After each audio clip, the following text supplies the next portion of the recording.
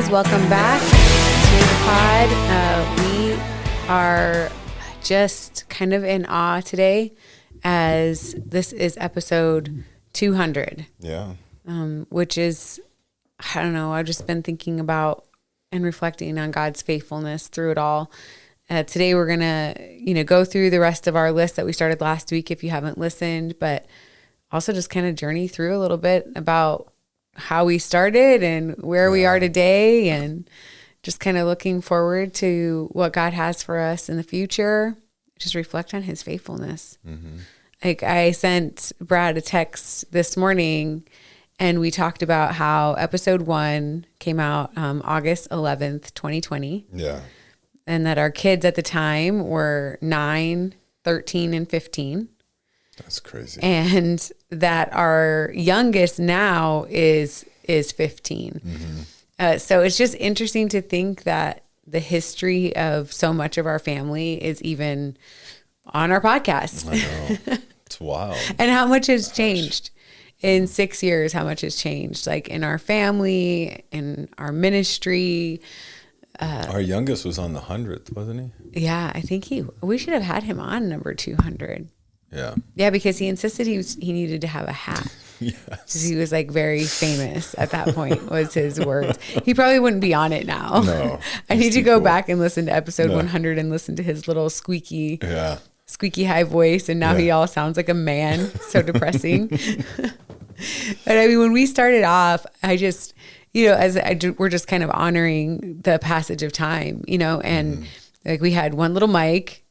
Yeah. And a little Yeti mic, right? A little Blue Yeti, whatever they're called. And we would set up in our bedroom on this little collapsible table plugged into directly to the laptop. Directly into the laptop. And I mean, it was up close and personal. Many motions of Brad trying to get me to adjust to where I was on our one individual mic. And letting me know what was on my face during recording. This was before we did video, so unnecessary, but he did like to verbally let me know. I can't concentrate if I see something on your face. But just thinking about that, and a lot of times we get questions from people even who are wanting to start a podcast or wanting to dive into ministry and asking kind of how we got started and what kind of equipment they need and all these things. And, it's like we were so ill-prepared and so ill-equipped, and yet we were just stepping into the thing that God asked us to do. Yeah. I mean, that was trusting all we were him. supposed to do. Yeah. I mean, we recorded in a closet one time. Yeah. We've recorded. Yeah. I mean, it just like a little tiny table. Directly into the laptop. I think I've never heard the earlier episodes because I don't want to listen. I guess I don't want to listen. I'm super critical, but I know that friends of ours were like, I have a hard time hearing you guys if I'm in my earbuds. I don't know what's going on, and respect to those of you that have stuck with us for all 200 episodes. It's probably like family. Wow. wow.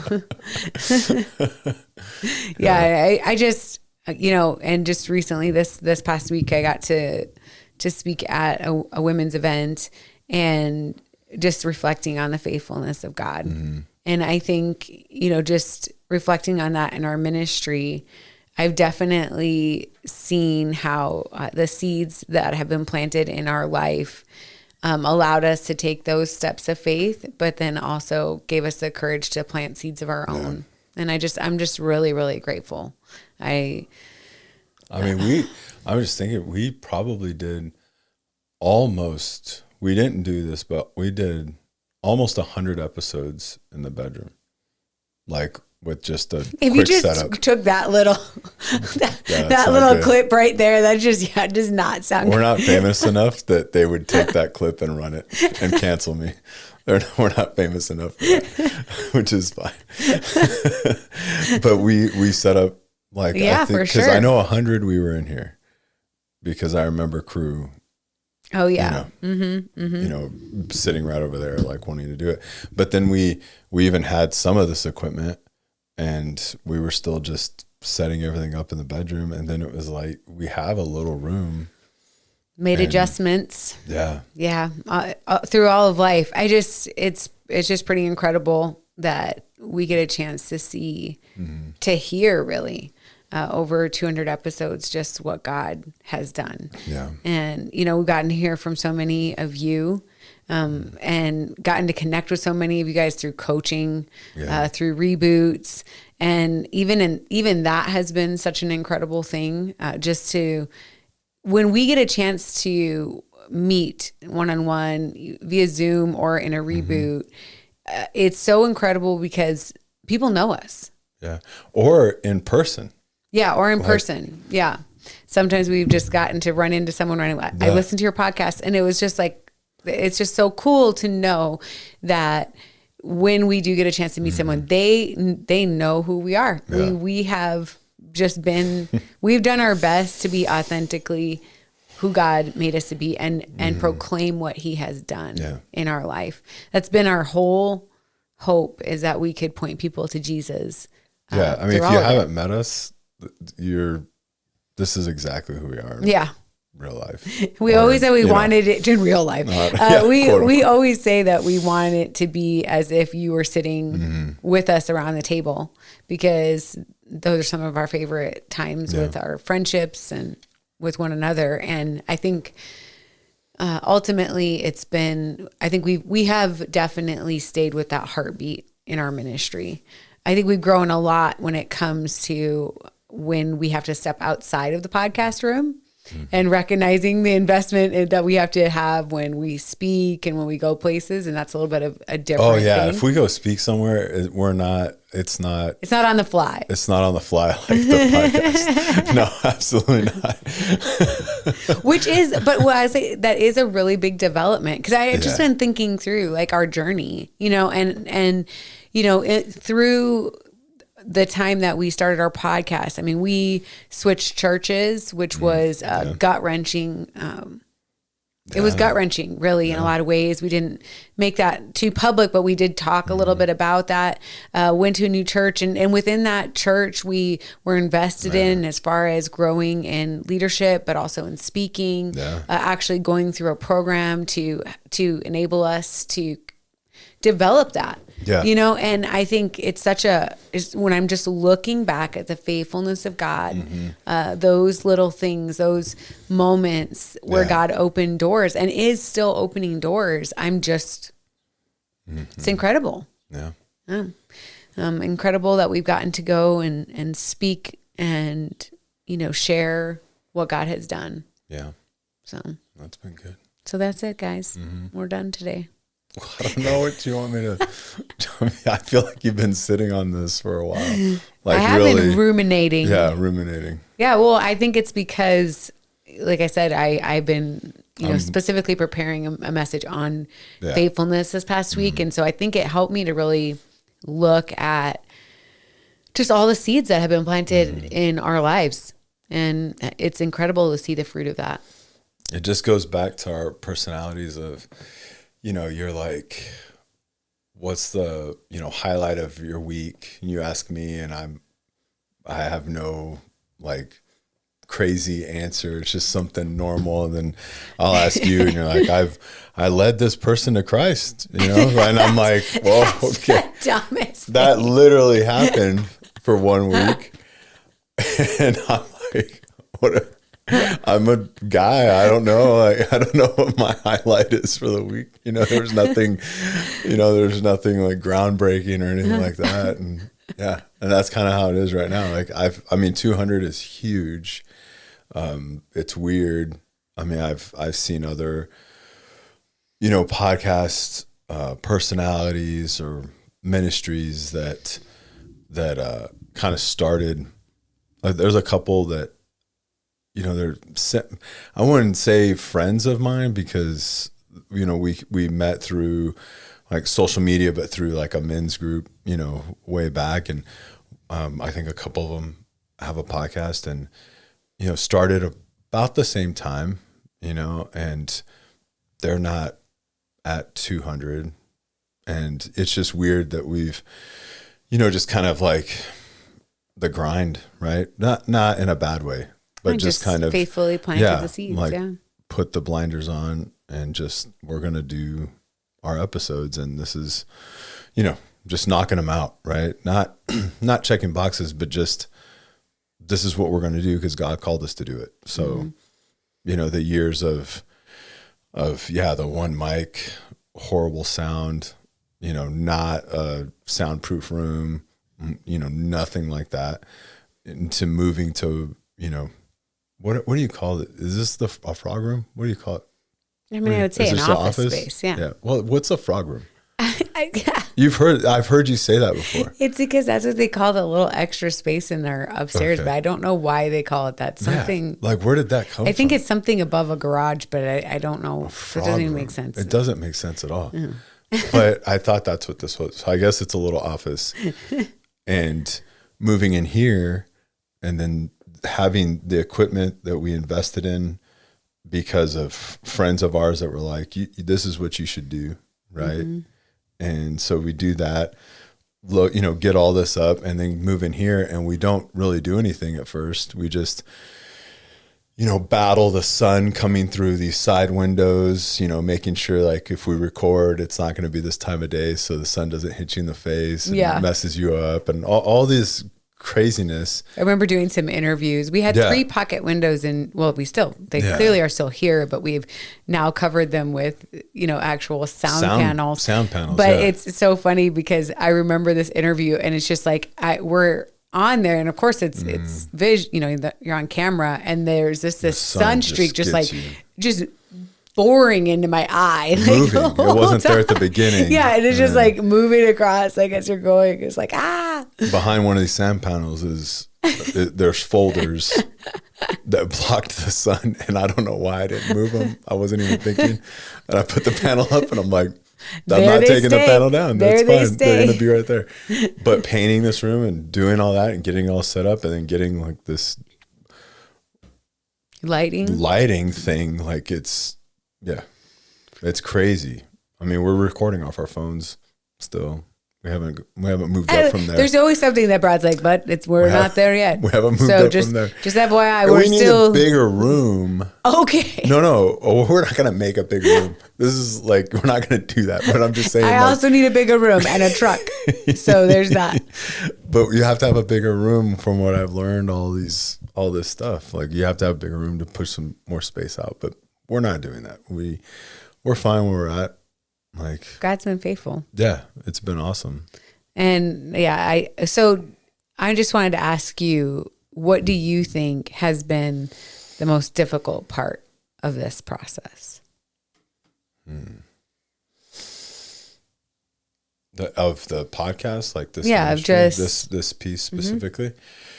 At the beginning, I felt like maybe we couldn't share certain things because I was worried about who's listening. And I think I still feel that way to an extent. Yeah.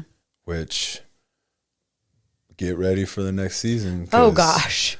I think I'm going to stop feeling that way because there's things that I think need to be talked about that people want, that they're going through the same thing or, having the same issue, whatever it is. And I think the hard part for us is, one, we will protect people we love all day. Like you'll rarely hear me say names unless I've talked to the person, even our kids, I didn't say their names for a long time. I'm not sure why, you know, it was just part of, we're trying to protect privacy as much as we can too. Like just thinking about it. Right. So if I share a story, it's a real story, but a lot of times I won't say who the person is. If they're listening, they'll know, and I've never had anyone like, come at me. How dare you, blah, blah, blah, but I think it's that. And I wanted to build that because I've grown up in church and I know you'll hear this from pastors, that basically their day in, day out can be used as a sermon. right? Oh yeah. And if you're involved in their life, watch out. Get ready, right? And it's not, I don't think of it as a bad thing. Yeah. It's like, man, this is real life, and there's things that happen in real life all the time that you can definitely put into, that's anytime I get up and speak, our pastor, he tells you that you're a storyteller. Yeah. But I don't, not fake stories. Like I even pray that God brings memories back of different events and different things I've done. Cause there's a lot of stories that I have that I probably don't, like, I feel even my career, I feel like I haven't done much, but I know I've done, it's just kind of weird. Right. So I pray for those things a lot, but I think that, I've never wanted someone to hold back in front of us or in our circle because they were afraid they were going to make the podcast episode, and that was kind of a thing for me that I, was like, I don't want that. So I'm very protective. And even coming next season, even when I do end up like no, you know what? This is really bothering me. I'll still be protective, but I think that those things really need to, also, I think the other hard part of this is realizing that this is, that God is using us in this situation or in this ministry as it's even for ourselves, Absolutely. Like we've had epiphanies on the episode. I've shared things I've never shared to you in private, and it's just come out, like not planning it. And so I think that there's things that I've definitely held back, and I'm getting to the point of I don't feel like I need to hold those things back. And I'm not getting to the point of not caring. No, it's about that. What's very important to us is living out faith authentically. Yeah. And being very authentic on here. And Absolutely. I was thinking even in a verse I was going over today, just Galatians 1:10, where just like, am I trying to win the favor of people or God? Yeah. And it's like, ultimately that's what we want to do.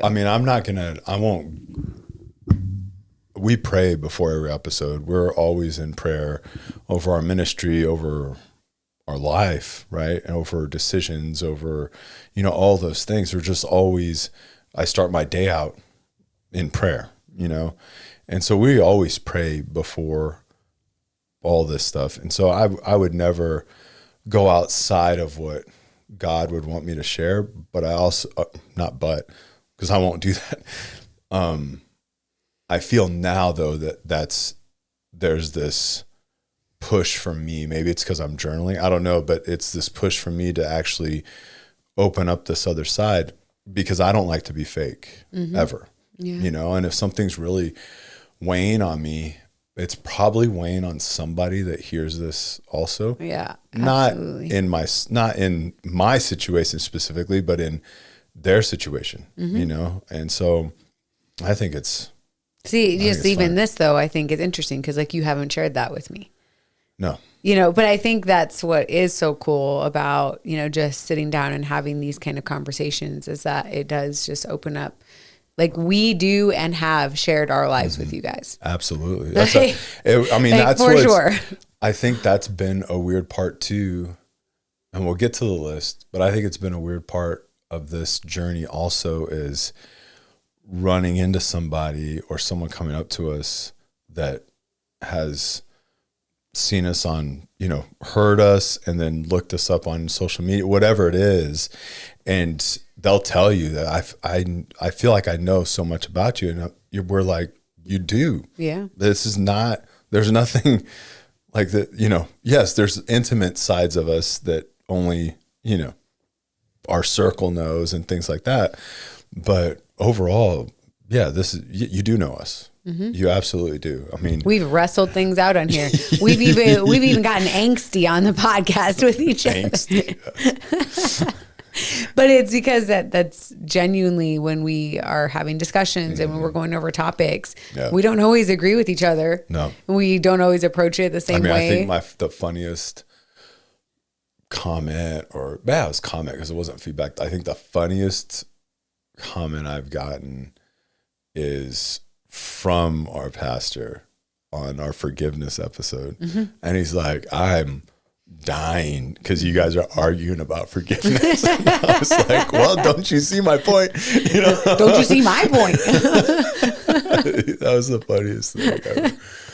But I think that's just why, what I think we've really seen is people's desire for authenticity, much more, I think, so than even, something being perfect or planned or orchestrated. Just exactly, dun, dun, dun, is that they want it to be real. They want to be able to listen and laugh. I think that's been a huge healing thing between you and and I think it's been something that we've been able to share with other people too, is just the healing aspect of laughter and being able to laugh at ourselves, being able to even laugh through pain, as far as just recognizing that. I think the joy of the Lord side of things, of just, being able to invite him into those painful places. And, it's been, the last 200 episodes has been healing in a way that I didn't actually know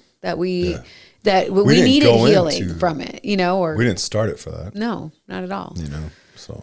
But I think when we first started, even sharing our story was exhausting. Emotionally, like it would really drain us.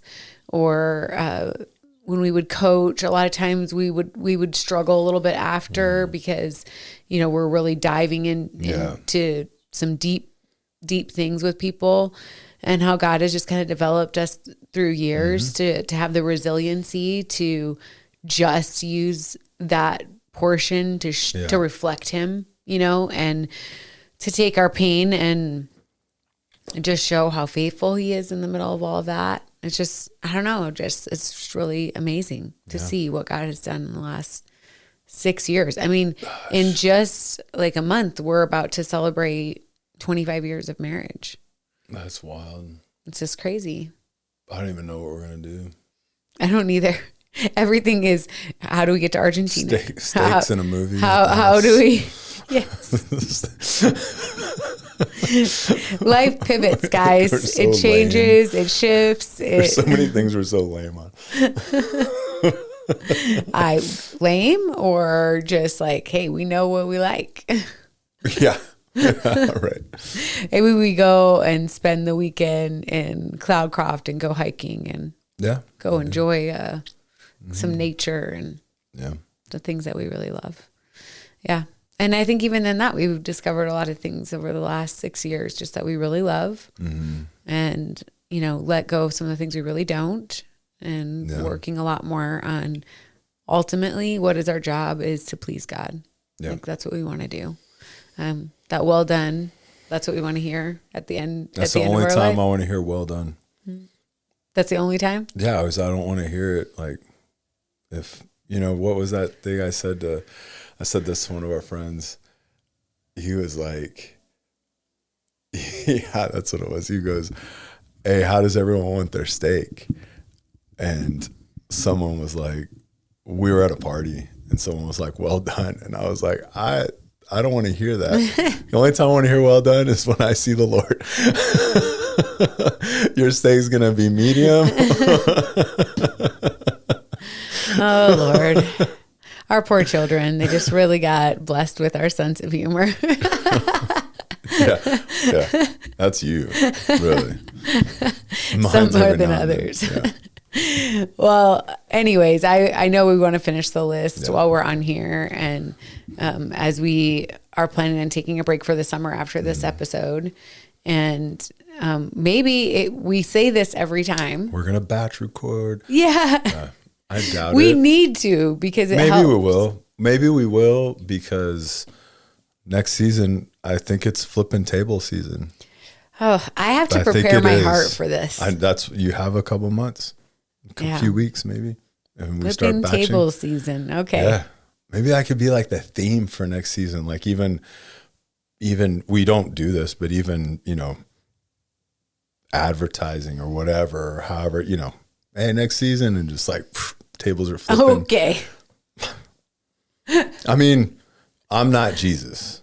Thank you for clarifying. Absolutely. Well, around not. here, there's a lot of little Jesuses because there's a Jesuses around here. So I'm not. My name's Wow. Brett. No, I'm not Jesus. I don't want to compare myself to Jesus, of course.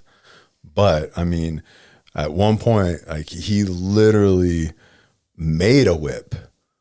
I mean, he like that story. One day I was just reading it and I was like, wait a minute. He made it. He didn't just grab one off a table. Yeah, like methodically. Yeah, no, he was like, I'm not happy. I'm going to go over here and make this whip. I mean, that's pretty significant, It's true. you know, like, but That's one way somebody can punish a child, right? They're like, hold on, I'm just going to make this over here while you wait making and a watch. belt. Yeah. You can sit there and watch. That's awful. Yeah, no, it's true. So, okay, so flipping table season. Maybe next season's flipping table season. I don't know. I'm going to try to prepare my heart. My little, Me too. my little peacemaker Yeah. self that just is like, but also for those of you. So I have All my before we caveats. get to this list, I thought this was an interesting question over this past weekend that we had, that someone asked you specifically. And they were like, because you're like, I'm a peace. What'd you say?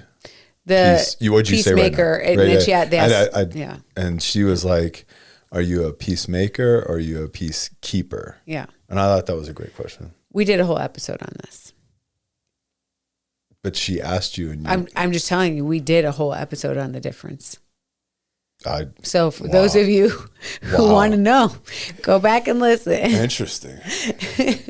Because Chris and Jamie had done a whole thing on it. And so I was then we like, had- there doesn't sound like an idea I would have come up with.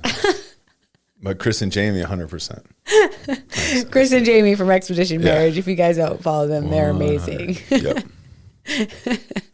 So thank you for bringing that That up. was a great question, but it was already answered many episodes ago, Yes. even before that night. This week, I felt like you didn't have a good, like a real answer. You just were like, "Oh, I'm a peacemaker," you know. And I was like, I wonder if she just threw that out or if she actually knew. Yeah. No. But you clearly know. I 'cause mean, we I did a whole answer episode her. on it. Yeah. I know. I was there. Yeah, because I do have a tendency to just like, okay, let's keep the peace at all costs. And So is that a keeper? I don't. yeah? I'm just saying. I, You said maker, then you just said I want to keep the peace. So is that yes, keeper? I have a tendency to lean towards that for sure. You could be both. Can I? I listen. One of our friends says I can't be a sprinkle of all the things I went over, but I feel like I still am. But she can chime in on this one. I feel like maybe you could be both, maker and keeper. Okay, I I would argue that you can, but it depends on who you're around and what your tendency is. Yeah. Yeah, no, definitely it has revealed some things about ourselves. Just going over the episodes, I think has revealed a lot of things has made us more self-reflective. Yeah. About just like our own stuff. Yeah. I was talking to someone this weekend about that. And I was like, I've been, praying for, I don't know, call it breakthrough, whatever you want to call it in a relationship. And I was like, I always look to myself first. Is it me? And I've had to learn that because if you haven't learned that, you think everyone else is a problem. And it's, there's situations that I'll talk to someone and they're going over all their problems. And I'm like, man, the common denominator is you, man. Yeah. Isn't it funny though that you can't see that clearly unless you I was there too, 100%. But I think that as you grow in Christ, really, that it's, you look at yourself first. This guy was like, I'm reading through Proverbs and I'm the fool, and I was like, yeah, Right? Like when you read through Proverbs, you know, it's like some people read it and they're like, they're the wise man. Yeah. And I'm reading and I'm like, no, I'm the fool they're talking about, trying to become the wise guy. Yeah, well, and it's a wise guy. Yeah. Hey, I'm a wise guy. No, I definitely think it's important for us to read through those things with the recognition that we are the fool. Yeah, absolutely. There's a reason why these things are there for us to read, and the fact that we do need to move towards wisdom because our natural tendencies are foolish. Yeah. And, you know, it's just this past week when we were talking about the fruits of the Spirit that, you know, we receive, right? It's really the way that we do that is to crucify the flesh with its passions and desires. I mean, that is such an intense thing to realize, like, hey, man, if you guys want to produce good fruit, crucify the flesh. Like, whew, that's a whole other side topic, but I do think it's been a weird way of looking at this. But I think the last, 200 episodes has also been a wrecking in us too, like just a working out of things that we have dived into. We would normally not have conversations. We would normally not have had topics we would have typically avoided. And we just dove in. Yeah. It's been a cool thing to do that with you. Yeah. Next season's going to be exciting. Keep going next season. And I just feel like it's going to be exciting. I just have this feeling. Okay. Launching point. So prepare yourself. Catch up. Yeah. If you guys have not caught up on the last. Start at 80. Start at 80. Brad's like, don't go to 1. I don't know what 1 is. It's not that the content was not good. It's just. It also took us 80 episodes to share our story. It did. We shared little pieces. We were building tension. That's what we were doing in 79 episodes. Without knowing it, we were like building that tension. But you know what? I think it was so interesting, even that started at episode 80, which is just kind of like an easier number to remember or whatever. But episode 80 just being such a God thing of even what our intention was of what it looked like to share our story, and how God instead was like, this is my story, and just kind of wrecked both of our intentions for that, for how we shared. And I think it's just, that is God too. That is just who God is. And he's definitely been the one that has guided us through every step of the way. And I will trust that he will guide us this next step, even as Brad's like, it's time. We're getting ready. Gear up. Flipping tables. Okay. Jesus, give me strength. Man, I don't know. Feel like so do you want to finish our list for the last few, just ways that that you're healing? And I think maybe just side note adding for us is, I think it is being okay to have some of those conversations that we were afraid to have at one point, that would have really spiraled us. We've been able to have it. And I think that is a really great, a great thing to recognize, is when you can have that stuff not spiral you. So you want to tell us the next one on the list? Hopefully I'm right. I mean, you'll let me know if I'm not. Okay. Right. Okay. So the list we're going over, 20 signs your marriage is healing even when you don't feel like it is. And I think that's just keeping that in mind, right? So these are good things. Yeah, small wins in the middle of wins, it. Which we need small wins. Everyone needs small wins. So 13. I believe that's correct. Okay. He looks at me all sus. Yeah. You're inviting God into it more, into your marriage more. Whenever you're in crisis, there's two. So, I'll say it this way. If you are already a Christ follower, right? Whenever you're in crisis, there's two options that happen. Really. I haven't seen it other ways. So this is the two options I've seen is, one, you turn away from Christ because now you're like, I don't know if I believe anymore because of whatever crisis is going on. Yeah, you right? think that faith should not be painful. Yeah. And then the other one is you run to him. Right? And so the initial is one of those two things. But then if you, like when we coach, you know, I've said it before on here, like I stopped apologizing for, you know, this is the easy answer, right? Quote unquote.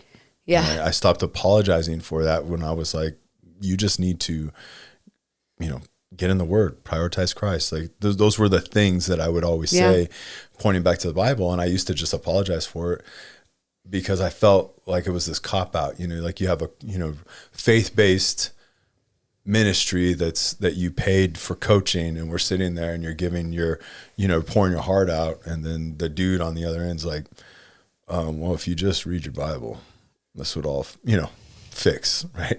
And I felt that that was a horrible, actual facts. Yeah, I felt like it was a horrible, you know, because I would sit there and trying to figure out like what do I say, Lord help me, you know, whatever, and then I would, you know, give this like apologetic way of hey, you should pick up your Bible, you should prioritize, and it's not, it should be unapologetic. Even, I'll just side note on this real quick, even when we start every coaching call we start, I usually start in prayer, right? And there's a phrase you say, and it's kind of always bothered me. So we're going to not say it anymore. Oh, is it okay? You ask, is it okay if we pray? Yeah. And I really don't care if it's okay. Like that's how we start. Oh man, you're in a mode.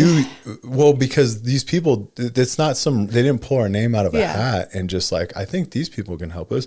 No, they've either been referred or they've looked at our content or they listened to our podcast. So they know unequivocally who we serve. Yeah. And so for me, it's like, I don't need to ask if it's okay. Now I'll just say, we're going to start with prayer.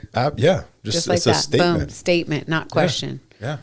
So watch out. Those of you that were coaching, we'll see which one starts squirming. Yourself. We'll see which one starts squirming. Yeah, and then we'll make them share first. Yeah, exactly.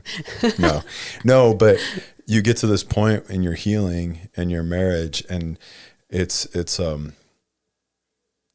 point that you're probably not aware of, but then all of a sudden you are inviting God into more of your marriage. You know, even like as weird as this may sound, but even, you know, praying. I've read. Just go ahead and say it. I've read where people will pray before they have, you know, relations. Sex. But it's hilarious to me that you're like, we're tossing tables, we're doing other things. Like people pray before. Well, we've only done like a couple episodes on sex in the 200. And so I think it's still maybe, I mean, okay. It might be one of them next season. We got to get back at it. And on the topic of talking. Why? Yeah. It's like, I can't help it. No, but they'll pray before. And I don't know. We've never done that. But I pray about it. How do you know we've never done that? We haven't prayed together. Right before. I have. Okay, that's great. I'm not saying that I'm speaking for me. Okay. You said we've never done that. Yeah. Well, together. Okay. Yeah. So we've never done it together. Right. Yeah. Yes, correct. So anyway, but he's in all parts of your marriage, so he belongs in all parts of your marriage. So you don't design sex. Yeah. You don't exclude him from, you know, compartmentalize Christ in your marriage. Yeah. It's a whole thing. And so, you know, we pray together before we leave for the day, and you're just always inviting God in there. And really it could even be your, you know, after, you know, your spouse is coming home and you're like, Lord, just help me, you know, respond better to what they have to say. Or as you're walking through the door, like, Lord, give me strength to just help me love my wife better. Like, you know, whatever it is. But there's these moments where all of a sudden you find yourself relying on Christ for everything, as it should be. Yeah. But a lot of times, we try to take control. Yeah. And it's also just going along with this. And we often tell couples, like, one of the greatest ways that I was able to heal was when I saw you pursuing Christ more and more. It did allow me to take my hands off, knowing that ultimately you were placing yourself in his hands. And that's obviously way more powerful than anything I could ever do. And so there's such a freedom there, just knowing that pursuit of Christ it is in and of itself healing to you individually, but it's Yeah. also healing to the marriage. It repairs wounds in a way that cannot be done on your own. And so it's such a powerful healer. Yeah. Going to the next one, you're choosing connection even when you don't feel like it. Yeah. Anytime we're basing our relationships on emotion alone, it's dangerous. Yeah. And I think when we're healing specifically, obviously we lean more into emotion because of pain, and that can supersede everything else. But you don't want to stay there, and you do want to start being able to recognize, the verse that I think everyone should memorize is 2 Corinthians 10:3-5, talking about taking every thought captive to the obedience of Christ is the end of those verses. But just the power of knowing like that God wants us to say, like, is this a thought from him? Is this a lie from the enemy? And recognizing that he wants us to take it captive if it's not, right? And I think there's such power in knowing that God designed the brain, right? God is a healer, and that he wants us to begin to train ourselves to operate in a way that says, I can have the emotions, right? But they are going to be indicators that I'm not going to allow them to dictate every action, it's like people think, oh, I fell out of love. Yeah. It's like, what a joke. No, like you just don't fall out of something, but it's also like, okay, no, love is much deeper than you just feeling like, I've got the perfect concoction of emotions that I had when we first started dating. It's so much deeper than that. And that's why you can actually regain even though that level of emotion as far as when you invest. Like, it's so crazy how you can, the more that you invest, the more that you move that direction, the more your emotions will align with your action. Yeah. And that'll go both ways. So be careful. That's You don't want to follow your emotions only. No, I think you could say that for anything. Yeah, And unequivocally. not just your wife or your wife. Not just your wife. Not just your marriage. Wow. Only the women experience the emotions, not just your the marriage. men. I'm just saying, I think that you have to definitely check your emotions in every environment. Absolutely. There's too many people that are solely acting on emotion, which is... Look at our world today. Yeah, exactly. So the next one, you're seeing your spouse with more compassion than contempt. That's huge. Wow. I will say a lot of times when we are sitting with someone coaching, I can kind of tell where they are in their healing journey when we're specifically talking to the betrayed and they are talking about like they're hurting, right? But when they're bringing up topics or when they're trying to navigate triggers, their intention is not that they want to hurt their spouse. Yeah. They actually don't want to hurt them more. They have started to develop a level of empathy. Like I'm hurting. I'm not trying to hurt you with my hurt. I just don't know how to actually handle this by myself. And when someone is obviously responsible for a large level of that hurt, it's difficult. Yeah, no, that's big. But the mentality shift is a big deal. And I think for both to see it, like even the betrayer to say, oh, okay, my spouse is not trying to just slay me over and over and over again. It's a powerful thing. Yeah, absolutely. Contempt destroys, compassion rebuilds. I think that's a good way of looking at all this. Contempt, I think where this falls, there's so many examples of this, I think, in even marriages that we've been a part of, walking alongside of them. I'm sure you had this for me. Contempt? Never. No? Oh, never mind then. Anger, yes. I feel like there's a distinction. Yeah. But I was angry. It's probably more like not in my nature as much to go towards like contempt. Yeah. Obviously very wounded, angry, frustrated, but I don't think I ever felt contempt. At least my definition of what where do you think it comes from then? Because I guess I kind of look at it. If you're very critical, I think contempt comes a lot easier. Is it more of the Yeah, I know you said critical, but is it more of like a jealousy side of things, or no? I'm confused. I'm too. That's what I'm asking. I'm confused for the jealousy part. I just don't know what breeds contempt. I mean, I think disappointments breed contempt a lot. Yeah. Where someone just is like, someone feels constantly disappointed, and then they just kind of continue to feed themselves a narrative over and over and over again. And eventually it's just like disgust. Oh, okay. That you're just looking like, to me, I think that's what I think of more as of a disgust. Contempt and disgust kind of interchangeable. And so you're just like, you disgust me. Right. And I get that people will gravitate towards that when they're deeply wounded, because it seems like an easier emotion, I think, than deep sadness. And so I know some people just naturally gravitate towards contempt over just kind of recognizing like the deep wound that they're actually experiencing, and or they've been treated with contempt. And I think if you've been treated that way, it is a lot easier to navigate life. I just can't imagine. I can see, I've seen it. I just can't imagine looking at your spouse with like disgust. Yeah. And then expecting a compassion from them to help, rebuild this marriage. Right. But that is a small win. So if you are the contemptress or contemptor, right. I just make, like the female version. Okay. And it doesn't really work, but okay. Went along with temptress. Not temptress. That's what it sounds like. No, I said temptress. I don't even know what I said now.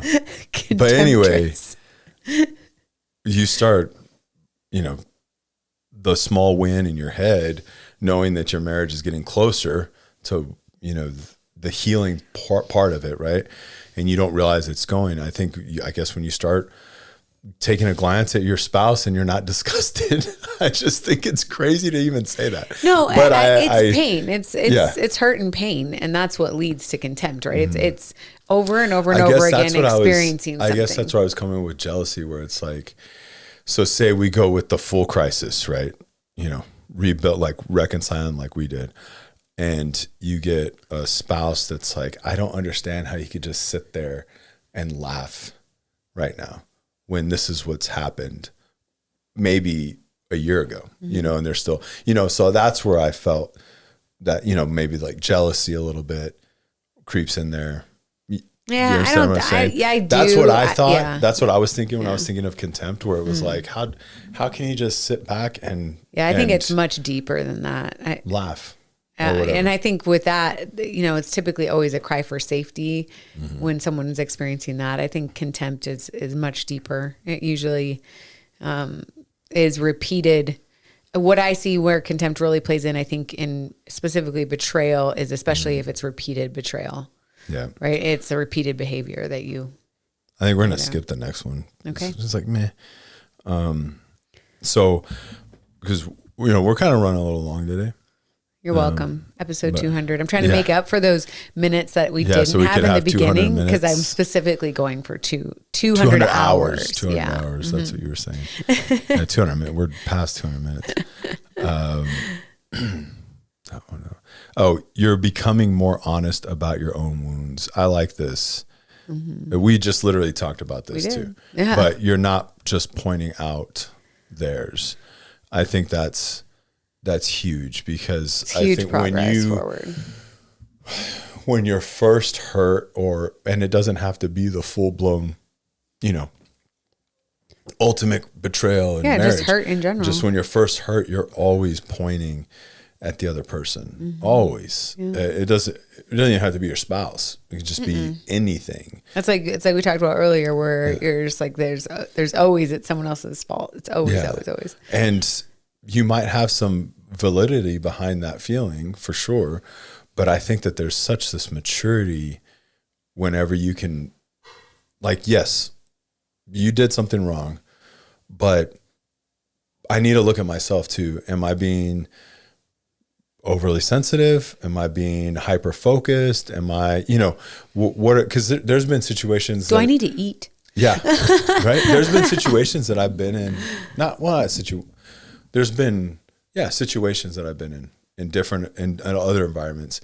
And I always try to take a step back and look like, not being a part of it, right? Just kind of look at it. And after talking to some people in this, I was like, man, I think that this person is coming from a hyper-focused environment because of hurt, right? So everything that's said, it doesn't even have to be that big of a deal. Yeah, they're just everything looking at that's that said, they're looking lens. at it through this lens, and they're hyper-focused on like, are they attacking me? What tone did they use? Did they use the right tone? Did they they said it this way, and then they sit on it. I've been in this environment too, where you sit on it, and all of a sudden the enemy's like, everyone's out to get you. Like they didn't include you in this because they're out to get you. Like they don't think you're worth this. They don't, and so then it just spirals, and you come up with this huge, elaborate, narrative that in all reality, it does not exist on any level. And then you bring everyone together, and you're like, man, this is what was going on. And they're like, what? No, I didn't even see you over there. Yeah.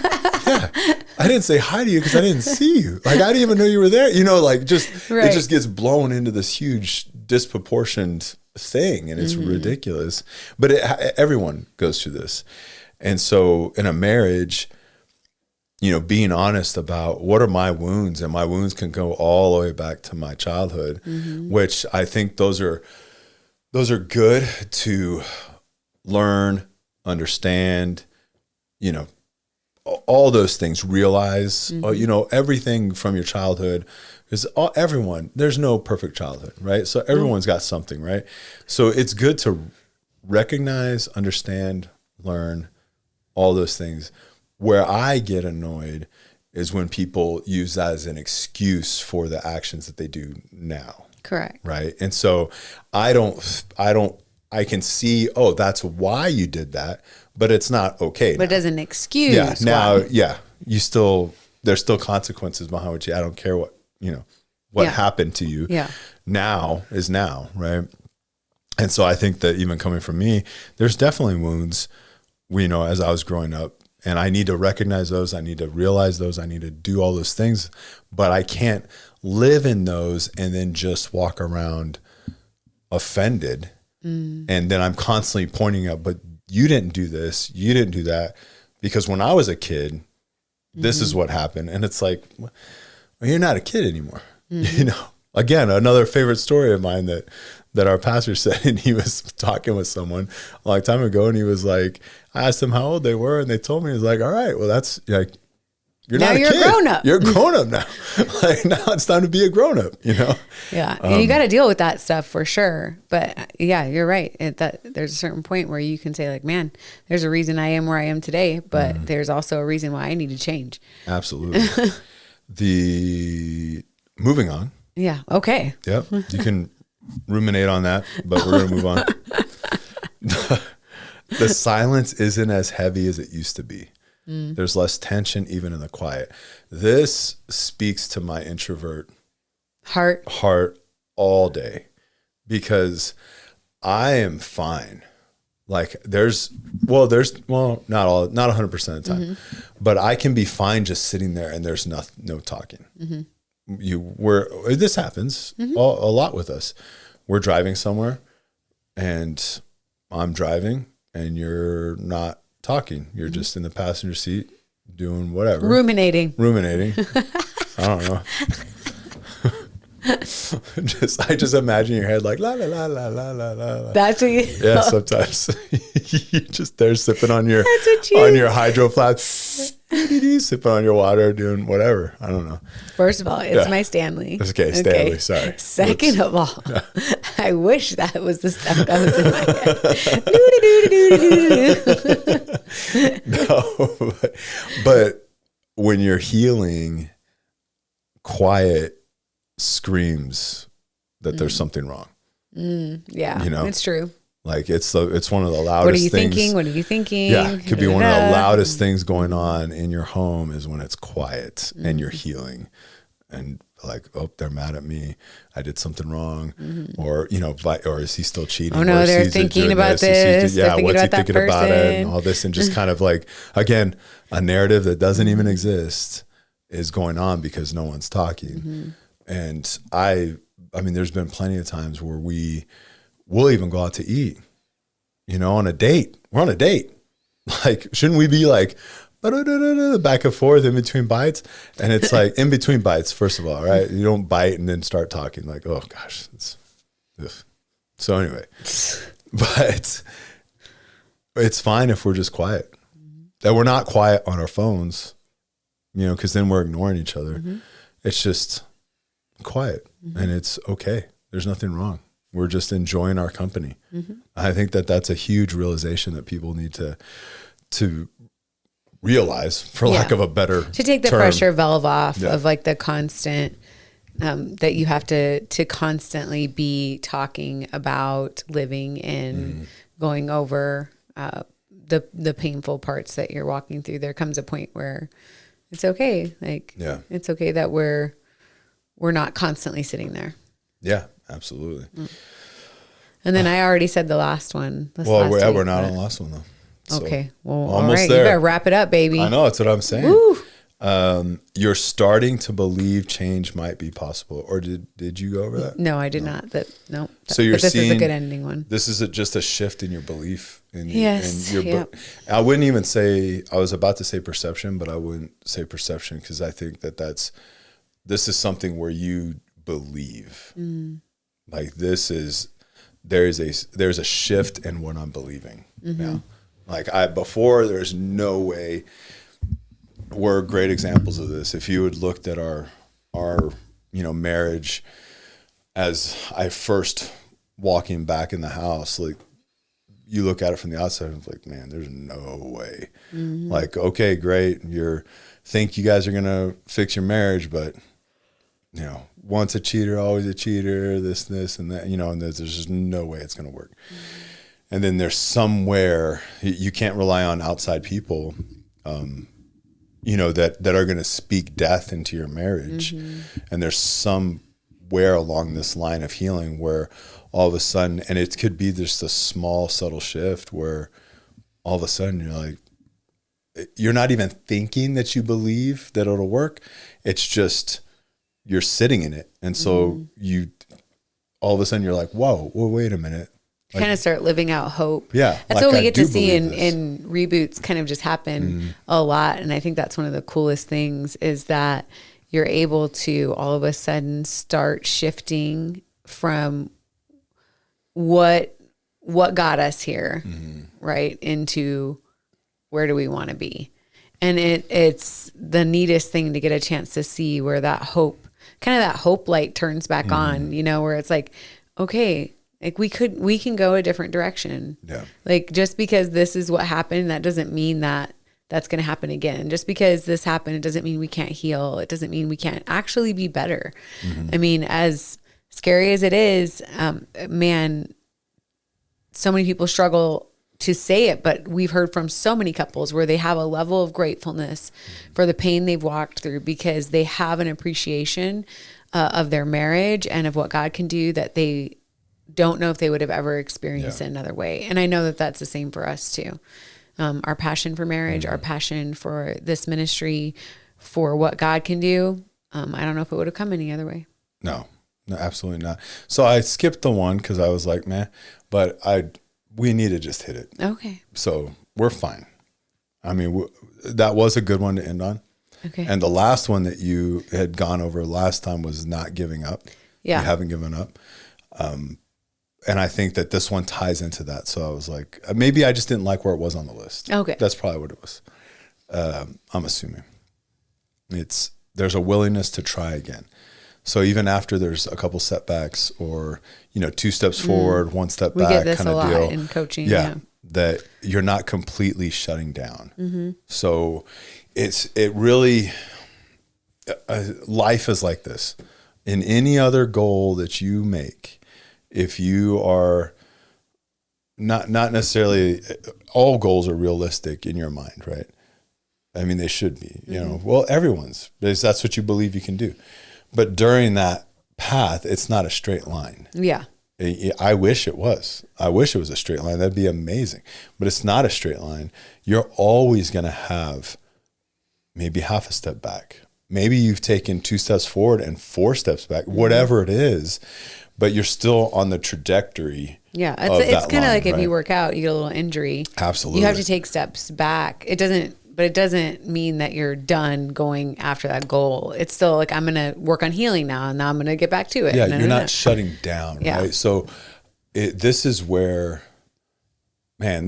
grit is born. Mm-hmm. It really is. I was just reading something, and they kind of talked about grit, just a snippet of it, and it gave me a different perspective on it. And I don't think I've ever thought that you were born with grit. I don't know if you can be, but this is grit, where you're not shutting down, you're not quitting. Yeah. So just it doesn't because we took matter a step back doesn't mean we're done. What it said, right? You're on your fitness goal, right? I want to lift, heavier weight. I want to run faster. I want to lose whatever your goal is. There 100% is going to be setbacks. You're going to have a bad day. There's going to be a day you're going to go in there and you're going to wish, man, I should have lifted this. I should have ran this speed. I should have done that. And you didn't do it. And then all of a sudden, yeah, you could just go like, well, I guess those past few months didn't mean a thing. And, whatever, I'm done, and that's clear. That's the opposite of grit, right? You're just quitting on it. It's giving upness. I've never heard that, but I make up words on here all the time. So I'll take it. But yeah, this builds that grit in your marriage, and every marriage needs it, and you needs grit beyond what you feel. Marriage. This is a resolve. Absolutely. Yeah. And I think just knowing that, I think that is a great place to end, because if I could give anybody a challenge, is just kind of like to resolve who you're going to be in your marriage and what you're going to do in your marriage, and just like resolve to do that. And not that you can control what your spouse does, but that you can resolve to be who you're called to be. And that's a beautiful thing about how marriages change, and how God just comes in and produces fruit in our lives. It's a beautiful thing. Yeah. Okay, guys. Well, we'll be on break for the summer, but you guys have 200 episodes that you can listen to. So feel free to listen to any of them. Send us DMs. I am going to, one of my determinations is to get back on social media over the summer. I will get back to it, guys. And prepare yourself for next season. Yeah. Apparently. I think it's flipping table season's coming. Whew. Yeah. So get ready, buckle up. Okay, we'll see you guys next season.